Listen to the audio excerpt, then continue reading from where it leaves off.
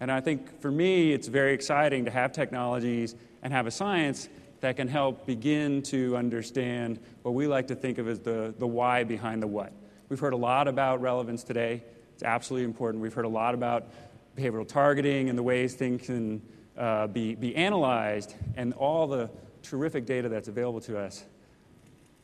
I'm going to try to take a scientific approach to understanding why all of these channels are beginning to affect things in new ways and how we can use neuroscience and the models they create without a real understanding of the brain. You don't need to understand the brain, but you do need to understand the models and some fundamentals about the brain in order to make this work. So before I do that, I'm going to show a short video just to sort of introduce Interscope and what we do.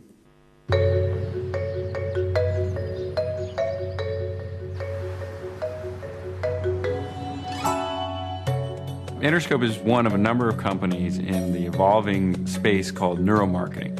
And neuromarketing, quite simply, is the application of neuroscience to marketing questions. We actually just use the best tools for the job. So when we need to measure emotion, we use physiology. It's the most direct place to measure the emotion. When we want to understand attention, we use eye tracking. And when we want to understand cognition, we'll ask questions. We measure skin sweat, heart rate, respiration, and motion from a biometric belt. And what the eye tracking does is allow us to capture visual attention. We can measure within a fraction of a centimeter exactly where the audience is looking. One of the great opportunities that Interscope has for its clients is to say, look, for years you've been relying on your eyes and your gut to evaluate your messaging and communication. What if we were able to bring you the eyes and the gut of your audience?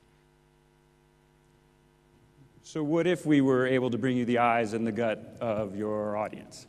Interscope believes that unconscious emotional responses direct attention, enhance learning and memory, and ultimately drive the behaviors that you care about.